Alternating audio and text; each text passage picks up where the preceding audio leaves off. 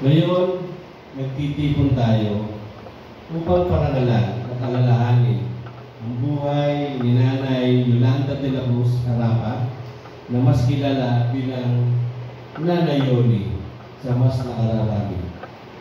Isang buhay na tumatak sa ating lahat sa iba't ibang paraan.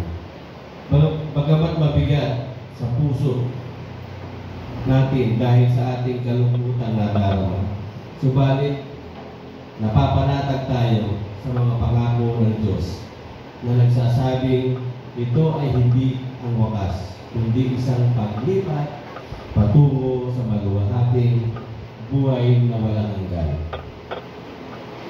Sa ganitong pagkakataon, pinaalalahanan po tayo ng mga salita ni Apostol Pablo sa unang Korinto, Kabanatang 15, talatang 54 at 57. At kapag ang katawang ito ay nabubulok at namamatay, ay napalitan na ng katawang hindi nabubulok at hindi namamatay, matutupad na ang sinasabi sa kasulatan. Nalupig na ang kamatayan, ganap na ang tagumpay. Nasaan ang kamatayan? Ang iyong tagumpay. Nasaan ang iyong kapangyarihan? Ngunit salamat sa Diyos dahil binigyan niya tayo ng tagumpay sa mga bagay na sa pamamagitan ng ating Panginoong Jesucristo. Nais ko sana magbahagi ng tatlong kwento na may kinalaman sa ating pinagdiriwang ngayon. Tatlong kwento ng karanasan ng pagpapatunay ng katagumpayan ng ating pananampalataya sa Diyos tungkol sa ating buhay at muling pagkabuhay sa piling ng Diyos na naaayon sa banal na kasulatan. Ang una, ang muling pagkabuhay ni Lazaro. Alam po natin na si Lazaro po ay nagkasakit, nakiusap si Maria, magkapatid, na dalawin sana si Lazaro nung siya may sakit.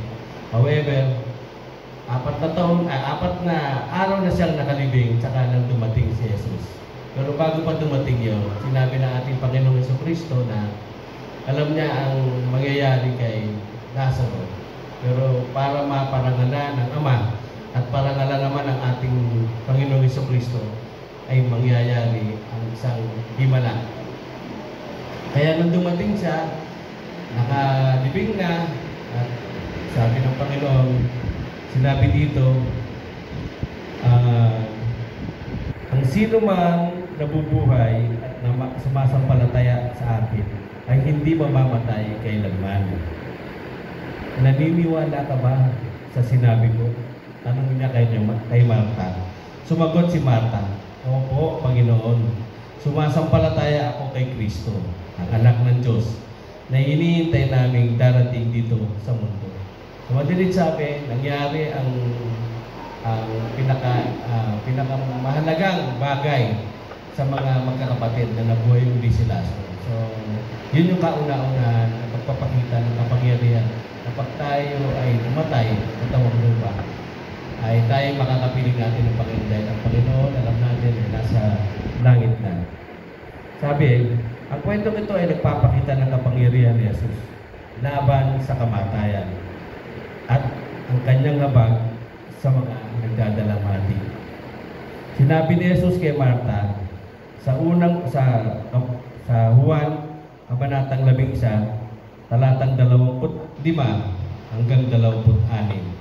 Ako ang muling pagkabuhay at ang buhay. Ang nananalig sa akin kahit siya'y mamatay ay mabubuhay. At ang sino mang nabubuhay at nananalig sa akin ay hindi mamamatay magpakailanman. Ang pahayag na ito ay nagbibigay ng katiyakan na ang kamatayan ay hindi ang wakas para sa mga nananalig sa ating Panginoon kay Kristo. Ito ay nagtatampok ng tagumpay laban sa kamatayan sa pamamagitan ng pananampalataya natin sa ating Panginoong Jesucristo. Ang pangalawa, ang pananampalataya ni Job sa gitna ng kawalan. Kahit nawala ang lahat, kabilang ang kanyang mga mahal sa buhay, nanatili si Job na tapat sa kanyang pananampalataya. At sinabi niya, "Ngunit alam kong buhay ang aking tagapagligtas. At sa wakas ay tatayo siya sa ibabaw ng lupa para ipagtanggol ako. Pagkaalis ko sa katawang ito at mabulok ang mga laman ko, makikita ko na ang Diyos." Ang hindi matinag na pananampalataya niyo sa plano ng Diyos ay nagpapakita ng pananampalataya at pagpapalakas ng loob. Ito ay kaakibat ng katiyakan na sinabi sa Roma, Kabanatang 8, talatang 38 hanggang 39, na walang makapaghihiwalay sa atin sa pag-ibig ng Diyos kahit sa gitna ng matinding kalungkutan. Ang ikatlong patotoo, ang kamatayan at muling pagkabuhay ni Jesucristo mula sa Mateo Kabanatang 27, talatang 50 hanggang Kabanatang 28, talatang 7. Ang pagpapako sa krus at muling pagkabuhay ni Jesus, ang sukdulang pagpapakita ng tagumpay laban sa kamatayan. Ang kanyang sakripisyo, ang nagbigay daan sa buhay na walang hanggan para sa lahat ng nananalig sa kanya. Ang kwento ito ang pinakapundasyon ng mensahe sa unang Korinto talatang 15 at Kabanatang 15 talatang 54 hanggang 55, na sa pamamagitan ng muling pagkabuhay ni Jesus, ang kamatayan ay nawalan ng kapangyarihan at ang mga mananampalataya ay magkakaroon na ng buhay na walang hanggan. Naniniwala po ba kayo sa mga talatang binanggit? Naniniwala po ba kayo sa mga makapangyarihang pahayag na ito bilang mga mananampalataya? Naniniwala po ba kayo? Amen, amen. Praise God. Dahil sa muling pagkabuhay ni Jesucristo, ang kamatayan ay wala ng bisa. Hindi na ito dapat katakutan. Hindi na dapat katakutan, kundi isang bagay na tinalo na. Para sa mga nananalig kay Kristo, ang kamatayan ay hindi pagkatalo, kundi tagumpay. Isang pintuan patungo sa buhay na walang hanggan. Habang inaalala po natin si Nanay Yoli, hawakan po natin ang pangakong ito. Ang kamatayan ay hindi ang wakas ng kanilang kwento.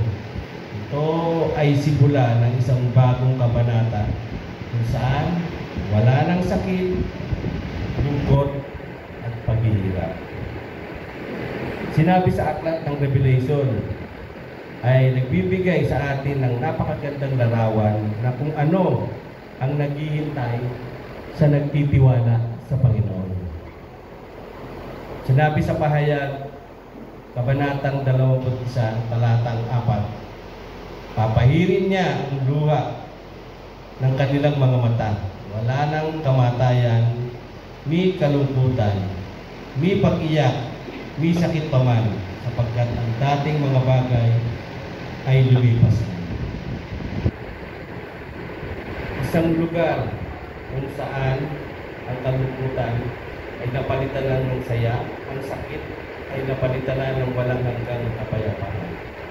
Ito ang pangakong pinangahawakan natin ngayon, na si Nanay Yoli ay nasa piling na ng ating Panginoon, isang lugar na kung saan ang bawat luha ay pinahiran at nararanasan na niya ang kaligayang lampas sa ating maiisip. Muli sa mga kapatid na nagdadalamhati, sa gitna ng ating pagdadalamhati, madaling maramdaman ang bigat ng ating kalungkutan. Ngunit pinapaalalahanan tayo ni Apostol Pablo sa Roma, Kabanatang 8, 38 hanggang 39. Sapagkat natitiyak ko na wala makapaghihiwalay sa atin sa pag-ibig ng Diyos na ipinakita sa atin sa pamamagitan ni Kristo Jesus na ating Panginoon, maging kamatayan o buhay, mga anghel o anumang makapangyarihang espiritu, ang kasalukuyang panahon o ang hinaharap, ang mga kapangyarihan, ang mga nasa taas o mga nasa ibaba, o kahit ano pang bagay sa buong mundo ay hindi makapaghihiwalay sa atin sa pag-ibig ng Diyos. Naniniwala po ba tayo? Amen. Wala po talaga makapaghihiwalay sa atin sa pag-ibig ng ating Panginoon. Sa gitna, sa kahit sa ating kawalan, hindi tayo kailanman mahihiwalay sa pag-ibig ng Diyos. Ang kanyang pag-ibig ang nagpapalakas sa atin, bumabalot sa atin at nagdadala ng aliw sa ating mga puso. Ang pag-ibig na yon ang nagdala kay Nanay Yoli sa buong buhay niya at ngayon ay magdadala sa kanya patungo sa buhay na walang hanggan. Sinabi rin ni Pablo sa Pilipos, kabanatang 1, talatang 2, sapagkat para kay Nanay Yoli, ang buhay ko ay para kay Kristo. At kung mamatay man ako, kapakinabangan ito sa akin dahil makakapiling ko na siya katulad nga ni Nanay Yoli. At para sa mga nabubuhay kay Kristo, ang kamatayan ay hindi dapat katakutan. Ito ay isang pakinabang. Ito ang katuparan ng pananampalataya at ang sandaling tayo'y makakasama na ng ating Panginoon. Amen. Nabuhay si Nanay Yoli na puno ng pananampalataya at gayon tinatamasa niya ang maluwalhating gantimpalang ito para naman sa mga nagmamahal sa Nanay Yoli na habang pinag-iisipan natin ang katotohanan ito, huwag tayong magtuon kung ano ang nawala sa atin, kundi sa kung ano ang nakamit ni Nanay Yoli. Ipagdiwang natin ang pamana ng kanyang buhay at parangalan ang kanyang pananampalataya.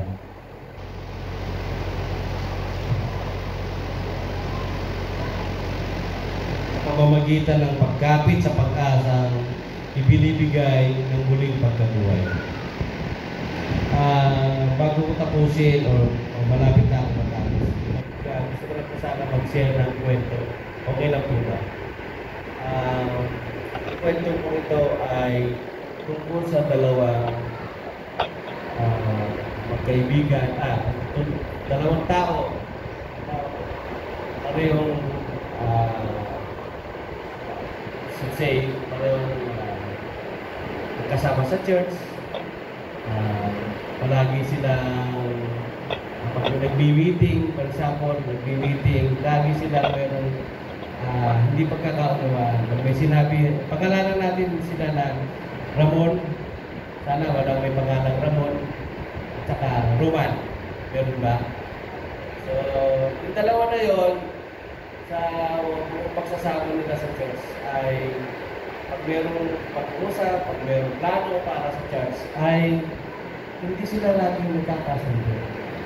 Lagi silang nagkakakontrahan. Hindi nila mapatawad ang isa't isa. So, dumating yung panahon na si Ramon ay namatay. Namayapa na. So, nakita niya ang kanyang sarili sa pintuan ng langit. At doon sa pintuan ng langit, nandun siyempre si San Pedro. So, kung nasa pintuan na siya, tinanong siya ni San Pedro sa kanya, Ramon, gusto mo bang pumasok sa kaharian ng langit? Opo. Siyempre po. Alam mo ba kung ano yung password para makapasok sa langit? Hindi nga po eh. Sige. Bibigay ko sa iyo, i-spell mo.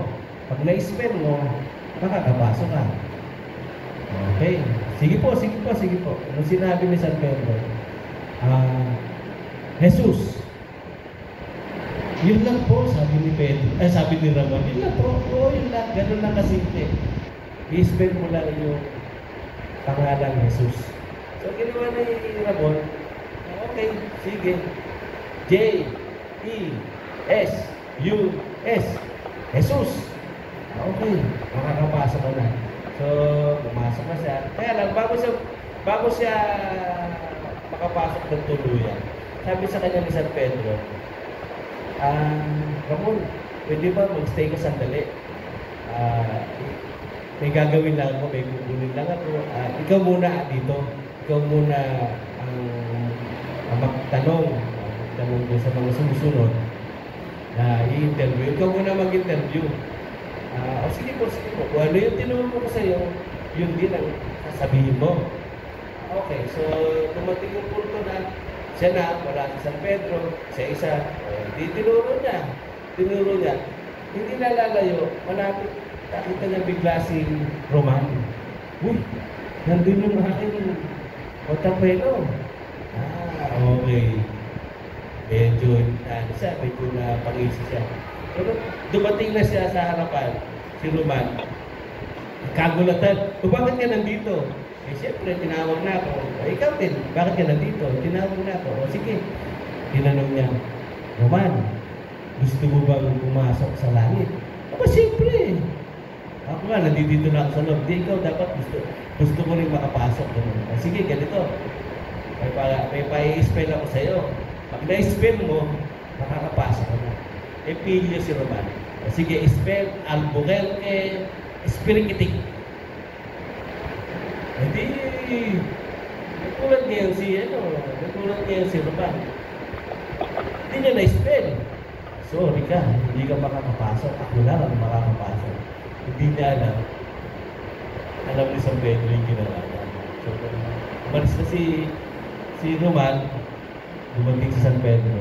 Sabi niya, Ramon, alam ko yung ginawa ko. Di ba sinabi ko sa iyo, ituro mo lang, napakasimple lang sagot. Binigay ko pa sa iyo, i-spell mo lang. Tapos, ang ginawa mo kay Roman, gano'n, pinahirapan mo. Dahil dyan, hindi ka rin makakapasok sa langit dahil hindi ka marunong magpatawad sa kapwa. Bilamo po.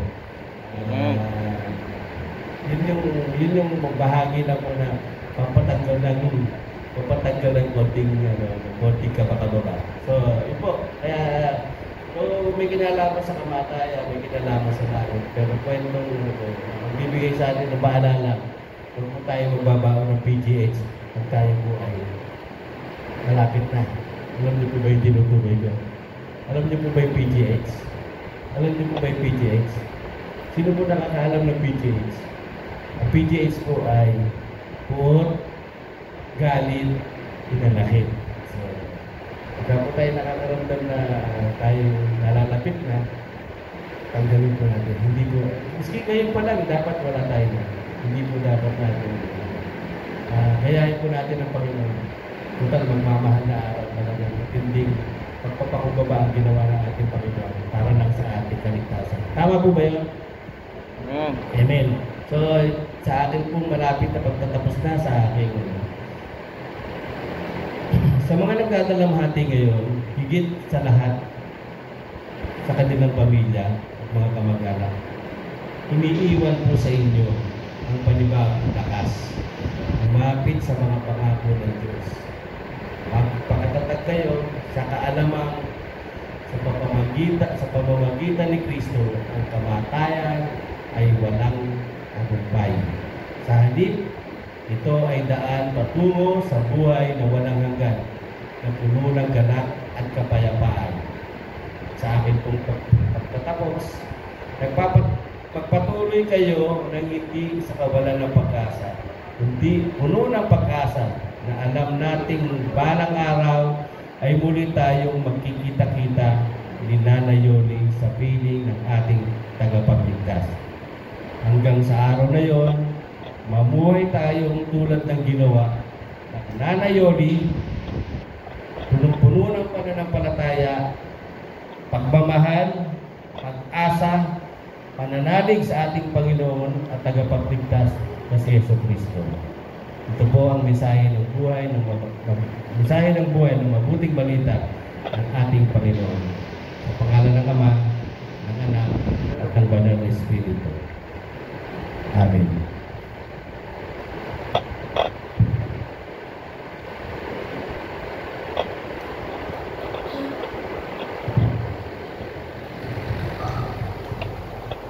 Salamat po sa mayamang mensahe na binigay ng ating pastor. Sana po ay kapulutan natin ito ng araw at paghahanda sa gabi ito. Tayo po ngayon ay magpapatuloy sa ating pananambahan. Ang pangwakas na awit ay God will take care of you. Sumat po natin. Walang kailangan tunay kahit kamatayan, pagkat ang Diyos ang kapay saan man humanggan.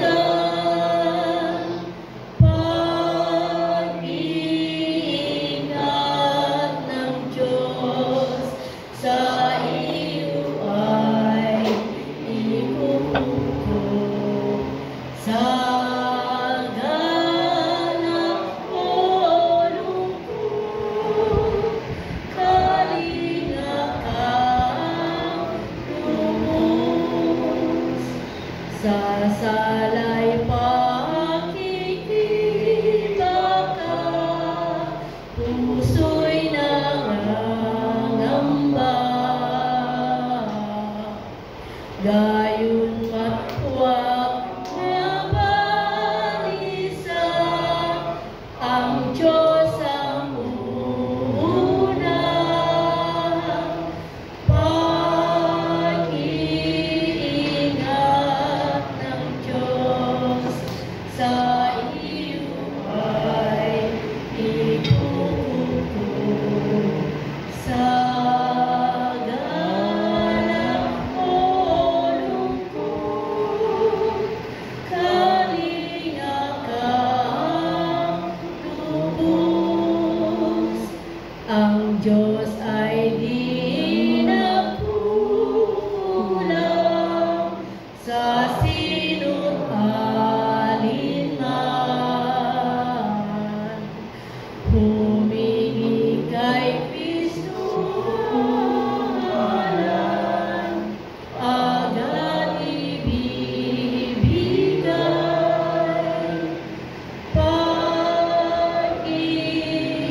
Pag-iingat ng Diyos sa iyo ay ikukuko sa ganap o lungkot. Kalinga kang lubos, walang lahat po ay tumayo. Sa ganap o salat, kahit sa hirap ang sadla, Diyos ang mag-iingat. Pag-iingat ng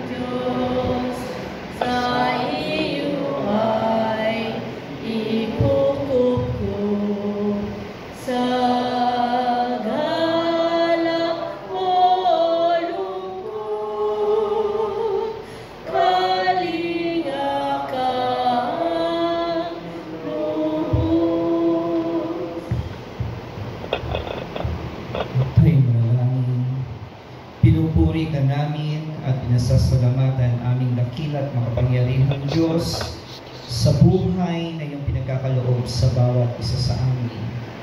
Salamat po aming Diyos na dakila sapagkat kami ay nagkatipon-tipon dito upang minsan pa ay aming alalahanin ang naging buhay, pananampalataya at paglilingkod ng aming kapatid na Yogi. Lord, salamat po sapagkat pinagkalooban mo siya na mabuhay sa mundong ito. Pinagkatiwala mo po sa kanya, O Diyos, ang kanyang mga anak, mga apo at gayon din mga manugang na patuloy niyang napagtingkuran at naibahagi niya sa kanila ang iyong kabutihan at pananampalataya. Kaya dakilang Diyos, sa gabing ito, tunay nga na kami ay patuloy na nabiyayaan ng mensahe sa pamamagitan ng iyong lingkod, ang aming Pastor Resty. Salamat sa kanyang buhay. Salamat po, O Diyos, sa kanyang paglilingkod. Ang dalangin po namin para sa aming Pastor Resty, naway ang iyong masaganang biyaya at pagpapala ay kanyang maranasan sa ng kanyang mga mahal sa buhay at pamilya. Gayon din ang kanyang paglilingkod sa iglesia na yung pinagkatiwala sa kanya ay maging mas mabunga pa, Panginoon. Salamat din sa mga kapatiran ng JTR na patuloy na naging bahagi ng gawain ito. Pagpalain po ang kanilang buhay, maging ang buhay ng kanilang pamilya at gayon din ang kanilang iglesia na patuloy nilang pinaglilingkuran. Lord, sa gabing ito, patuloy namin rin dinadalangin sa iyo ang pamilya Harapa na ngayon ay humaharap sa mga kalungkutan at suliranin sa buhay sa pagkawala ng kanilang mahal sa buhay. Lord, ikaw nawa ang maging kaaliwan ng bawat isa sa kanila at maranasan nila, O Diyos, ang iyong patuloy na pag-iyakap sa bawat isa. At sa bawat isa sa amin, dakilang Diyos, ingatan mo kami at patuloy nawa na ikaw ang sumaamin palagi. Ito, O Diyos, ang aming panalangin na mayroong pagtitiwala sa makapangyarihang pangalan ng aming dakila at tagapagligtas na si Jesus. Amen. Amen. Kawitin po natin ang doxology.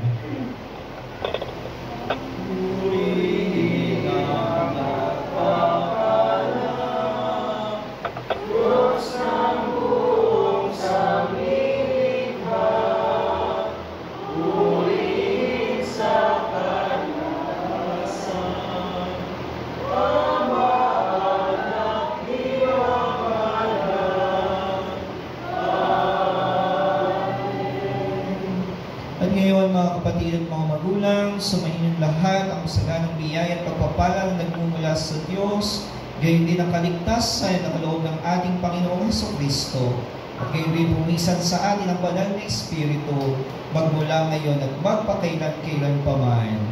Amen. Amen.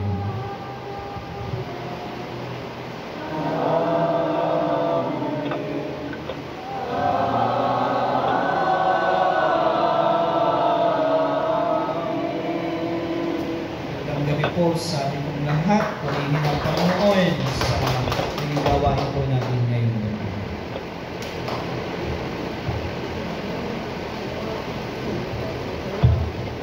Tita Beth. Salamat, Pastor.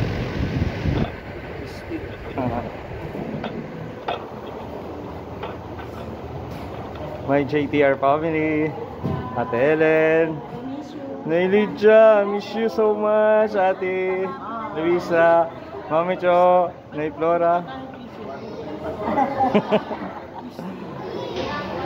Sis, I miss you. Pastor, hello po.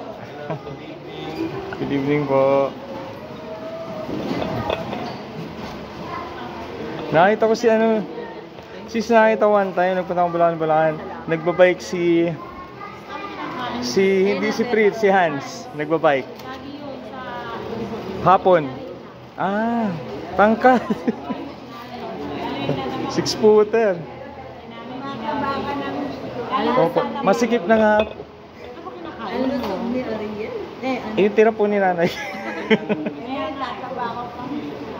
Ay, wag mo pong i-declare. Papapet pa ako na yung masikip na mga damit ko. Pag nagpantalon ako, nakabukas na yung buton.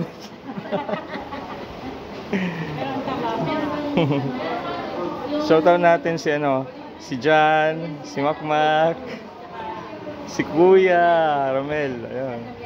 Si Ramelisa. Si Sis Alma, shout out. Oh, thank you. Ang cute ng baby. Si Nay Lydia pumata. Opo, sobra oh. Ano yan, maging maayos. Ka-birthday ni Nanay Flora, si Nanay Yoli. Oh. January 29. Si Nanay ngayon ay 77? 74. Sorry naman. Ano pala yung 77, yung isa yung taga rito. Ayun. Si Mami Cho ay 54. 36. Ay, sorry po talaga. Si Nay Lydia ay 29. Kami ni Ate Ellen, yan. Kami ay 18. 18 tayo, di ba ate? Pastor Esti. Hello po. JTR. Siyempre nakatabi. Naalala niyo di ba ng choir tayo? Nandiyan pa yung gown. Ayun o. Malapit na April 21. Ay yung pre. April 13. Ah. Eh kasi susunod April 20. Eh ano na? Oo nga. Sunday. Oo nga. Kaya in-adjust namin 13. Si Dimple andito nung unang gabi. O kausap namin eh. Dimple. Si Pastor Aaron bukas pa yata. Bukas siya. Ayun o. Oh.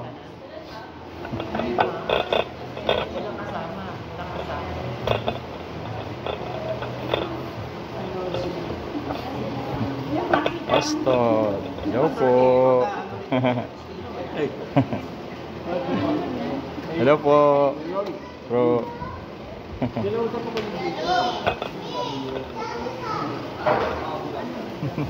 Ay.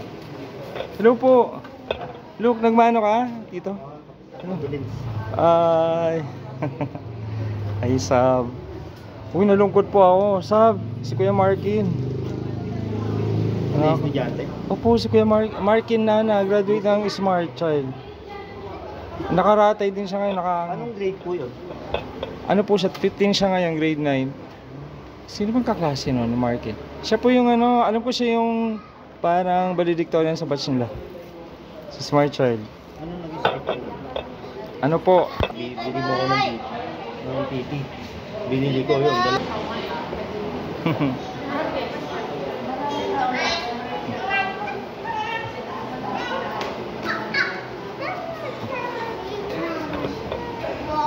May naniligaw loka. Say hi, say hi, say hi. Hello po.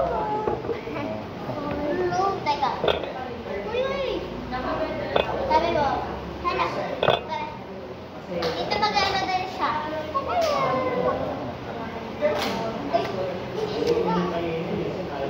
Ito guys, peace.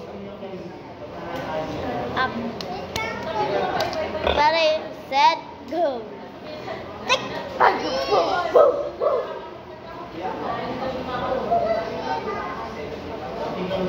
Tak, tak, tu, tu, tu, tan, tan, taran, tan. Uy, naka-video, nakakahiya ka sa video, oh. Uy, wow.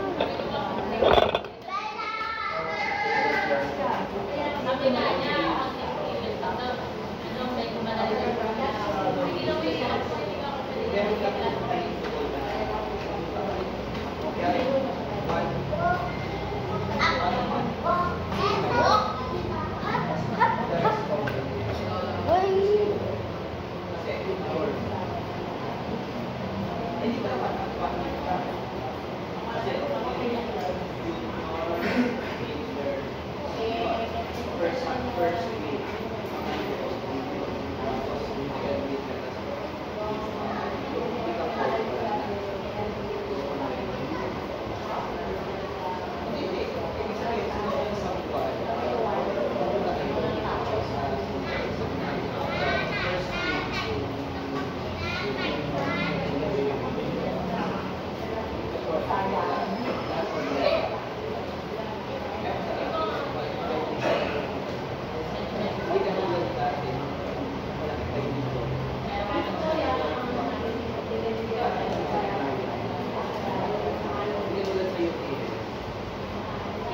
Kasi